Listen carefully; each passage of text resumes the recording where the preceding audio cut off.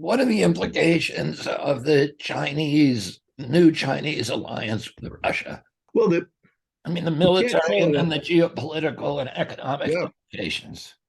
Well, we can't call it an alliance because they won't call it an alliance. Alliance is actually very limiting because it provides a structure that holds it together, but it also limits it. What the Russians and the Chinese have said is we have something that's not an alliance. There's no limits to what we can do.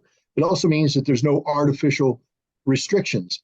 And this perplexes many people in the West because we're looking for limiting factors here, what we can exploit. And the bottom line is we can exploit nothing. There's no weaknesses there. We've tried to do that, for instance, to highlight the differences between Russia's, developing continuing friendship with India, and to make that a wedge between Russia and China because China has difficulties with India.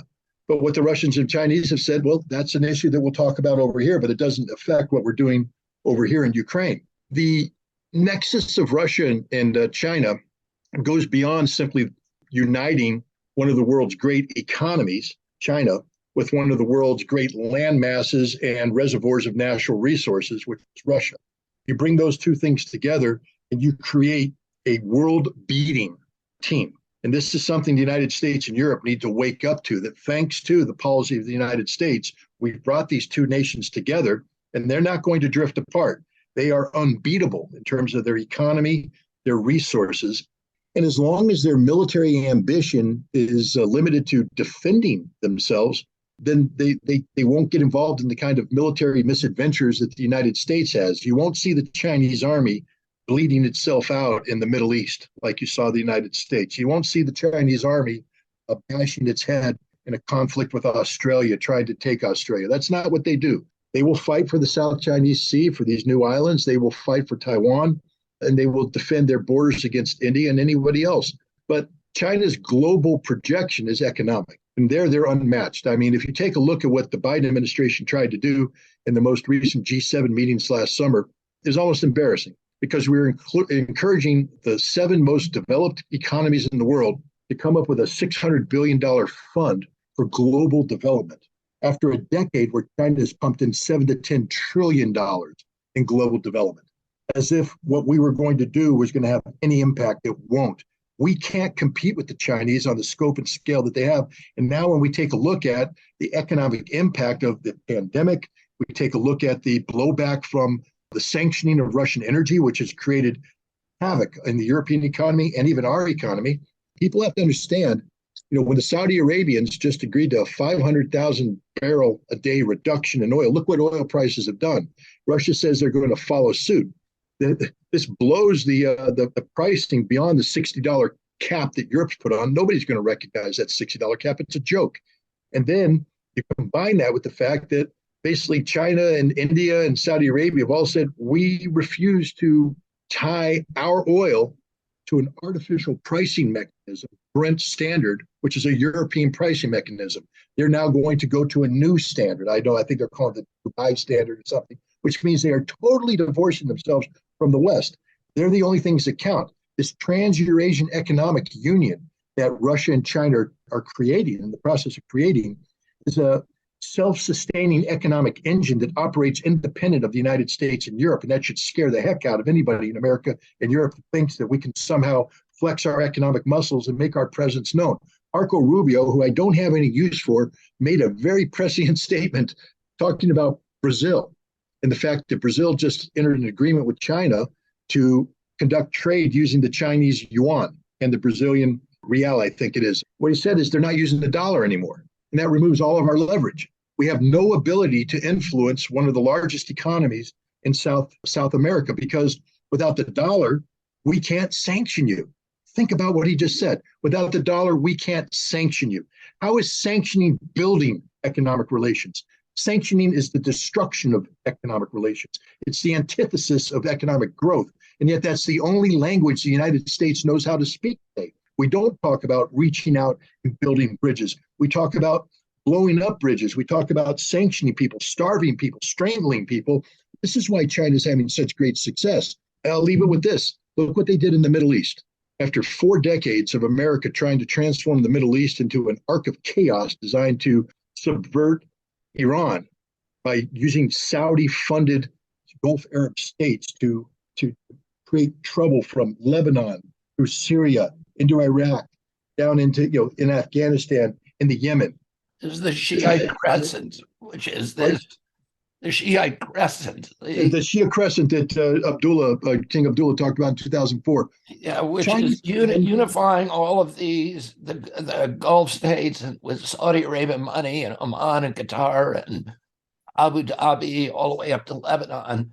So the Shia Crescent was the fulcrum of U.S. strategy, which is to unite Saudi Arabia, Oman, the Gulf states, Abu Dhabi, Qatar, all the way up to Lebanon as a barrier against Iranian expansion in the Mideast. And that was our whole strategy for the past 40 years. Yes, sir. And as I think you're about to say, well, what I'm about to say is that the Chinese came in. Yeah. The Chinese came in and said, "Hey, guys, this is stupid. Look, I'll give you an example of how stupid it is and why the Americans, we were given enough hints. Back in the final year of Donald Trump's presidency, an RQ-4 Global Hawk drone was shot down. The Iranians claim it flew into their airspace. We claim it didn't, but it was shot down. Donald Trump wanted to launch a retaliatory strike against Iran. And the military wisely said, "Hey, boss, while we can do that, understand that we will set off a chain of events that we can't control. And the Iranians are going to rain death and destruction on everything in the Middle East, including our bases. But more importantly, they're going to destroy Saudi oil infrastructure, United Arab Emirates infrastructure. The entire Middle East oil producing economy will be destroyed. And then it will take us probably 3 to 5 years to build up combat power to be able to defeat Iran, if we could defeat Iran. But the world economy will collapse in the meantime." And Trump had to pull back because there was a recognition that, yes, while we could do damage to Iran, Iran would do damage to everybody else, and it would be a mutually assured destruction type suicide pact. Now, we didn't learn that lesson because we continued to promote this anti-Shia Crescent policy.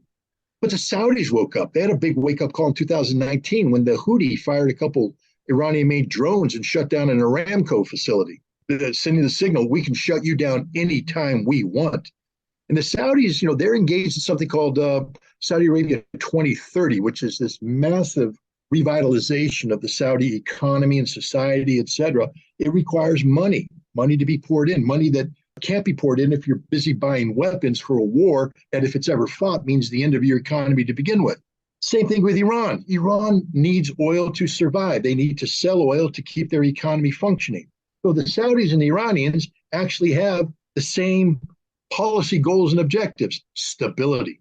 China came in without any military power, sat down and negotiated an agreement between the Saudis and Iranians to end these 4 decades of American-driven conflict.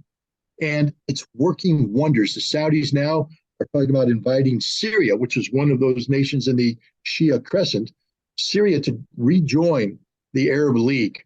They're going to normalize relations with Syria. They're normalizing relations with Iran. They're both going to join the BRICS. They're both joining the Shanghai Cooperation Organization. They are gravitating into that massive gravitational pull that now is the Russian-Chinese nexus. It's sucking them in. And you know who's left holding an empty bag? The United States and Israel. Of course, we brought Israel in with the Abrams Accord back in 2020. Israel was supposed to help provide a stiffening to this crescent of chaos. Saudi doesn't want to play that game anymore. Nobody in the Gulf Arab world wants to play that game anymore. They want to actually grow their economies. And to do that, they need peace and stability. And they're willing to make common cause with the Iranians. And I don't think they're going to become best friends, but I do think they're just going to stop this nonsense of perpetual Cold War that could go hot at any moment. That was the American policy, but we have nothing to put on the table to challenge the Chinese. And this is the problem. The Chinese are going around the world right now preaching economic prosperity and peace. And all we can preach is death and destruction and war. Yeah, so we have spent approximately the equivalent on weapons as the Chinese have spent on development. and development without strings attached. They go to these countries and, they end up getting a lot. They end up getting control of those natural resources. All we have is to offer weapons in exchange for those natural resources. And these countries are beginning to catch on. And the big issue is that we project our military power around the globe, and the Chinese project economic power, and they're winning this battle because economic power is a lot more attractive. Bombing somebody into oblivion does not make friends. It does not make permanent allies. It is not a good tool for diplomacy. Investment in somebody's economy wins you a lot of friends. The Chinese are proving that. 100% correct. I've done a lot of travel in the Middle East, and I will tell you this: you're not going to win the hearts and minds by blowing them up. You do just the opposite. There is a great capacity in the Middle East. It is a great capacity everywhere. I say the same thing about the Russian people. We don't understand them. We don't even try to understand them. We allow ourselves to be swamped with Russophobia. We allow ourselves to be swamped, Middle East prejudice, basically, against Arabs and such. And in doing so, we forget that these are human beings that not only have the same emotions that we do. I mean, just imagine if I would just ask every American to imagine that once every 5 years, somebody came in and just blew up your house and killed your children, killed your friends, your relatives. Then you spend the next 5 years rebuilding for them to come in 5 years later and do it again. And it's a perpetual cycle of death, destruction, and violence. You can never dig out from underneath it. You would not view that as your friend. Now imagine, if you would, the equivalent of FEMA coming in and rebuilding your home, offering the helping hand, helping rebuild schools, etc. The love you feel for them. That's how the world is feeling, looking to China and those who come in with the helping hand. They're rejecting the death and destruction, the helping hand. But here's the important thing: the capacity to forgive amongst these nations. We have made so many mistakes in the last 30, 40 years. But if we would just right the course, people would forgive us and would accept us as friends if we would just behave as friends. And that's what we don't understand. The greatest strength America has is the ability to extend a helping hand without strings, not a hand attached to our own moral codes, our own belief system, our own values. A genuine helping hand that says, we're here to help you rebuild. And what happens when you don't have the strings? See, we put those strings on because we have this insecurity that says we have to control everything. But if you actually help somebody without strings, the goodwill that will be engendered is the best mechanism of control, because you're not controlling them. They're volunteering to be with you and help you and view you as a friend, to come to your assistance. We have to radically change our approach to interfacing with the world. We are a nation with great capacity. We are a nation with some of the best people in the world. The American heart is unbeatable, untouchable, if we could just direct it into doing good. I have seen firefighters run into buildings, willing to sacrifice their lives to save complete strangers. That is the American heart. That's what we need to tap into. The ability of America to do what is necessary to do the right thing. We have to stop taking that energy and perverting it by turning it into this warlust, because the same dedication, the same willingness to sacrifice that it takes to have a Marine cross the line of departure to close with and destroy the enemy for fire, power, maneuver, to save it, to lay his life down for those. We could direct that into him going over in a different capacity, one of a helping hand to help people build without preconditions, without strings, and people would fall in love with America again. And I still think that can happen. We haven't gotten too far down the rabbit hole to prevent that. I'm reminded of my uncle, President Kennedy, because my uncle came into office immediately, 4 days after Eisenhower made his speech, probably the most important speech now in American history, warning against the domination of the military-industrial complex, and specifically warning against that this was what was going to happen to us. We would become an imperium abroad and a security state at home, and we would lose our democracy, and we would lose our friendships around the world. And my uncle came in, and immediately 2 months into office, he got tricked and lied to by his Joint Chiefs of Staff, by Curtis LeMay, Louis Lemaitre, and Alan Dulles, and Charles Cabal, and of the CIA. And they said he didn't want to go into Cuba. He didn't want the Bay of Pigs invasion to happen, and he refused to use U.S. military vessels to transport the troops. The Cuban revolutionaries, and they had to get vessels from United Fruit Company in Texaco to bring them over because my Uncle Jack wouldn't do it. And then he said, when the invasion happened and it was failing, and they said, okay, now you got to send in the Essex, the aircraft carrier, and we got to invade. And he said no. And he realized that was their plan all along. They knew it was going to fail, but they thought they would trick him into evading. He walked out of the Oval Office and he said to Robert McNamara, I want to take the CIA, shatter it into 1,000 pieces and scatter it to the wind. And he never trusted his military advisors again. And when they tried to get him to go into Laos, he refused. When they tried to get him to send combat troops to Vietnam, put tremendous pressure on him to send 250,000 men, he refused. He never sent any combat troop abroad during his presidency. He sent 16,000 advisors, to Vietnam, who technically weren't allowed to participate in combat. Many of them, of course, did. But that was fewer troops than he sent to get James Meredith into the University of Mississippi, Old Miss. And a week before he died, he signed national security order ordering all troops out of Vietnam by the end of 1965, the first 1,000 in November. And of course, 2 weeks later, he was killed. And Lyndon Johnson reversed that order. My uncle said he didn't want the face of America that people knew abroad to be the face of a soldier with a gun. He wanted it to be a Peace Corps man, bringing food, bringing technology, digging wells. And he started the Kennedy Milk Program to give nutrition to every child in the world. He started the Alliance for Progress to give direct aid to the poor rather than the oligarchs and the military. And I'm saying all this stuff because, it's hard to judge the success of any presidency objectively. But if you want to measure the success of the presidents based upon this metric, the number of hospitals, universities, boulevards, buildings that are named for that president abroad, none of them can rival my uncle. There is a Kennedy Avenue or boulevard in almost every capital in Africa and Latin America. There are universities, there's hospitals, there's statues to them in, Ethiopia, all over Africa and Asia. And people loved our country at that time, genuinely loved our country. And they looked at us as a beacon of freedom, of moral authority around the world. They wanted our leadership. They knew the difference between leadership and bullying.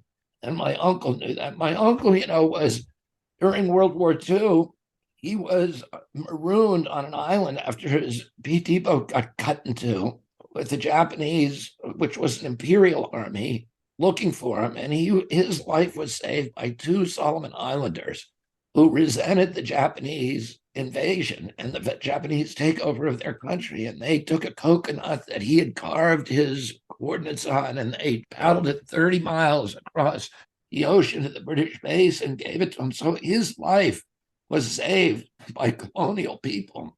And I think that lesson that, he learned that these are people who should be governing themselves. We shouldn't be governing them either with hard colonialism of the British or with the soft colonialism of corporate military aid, from the United States.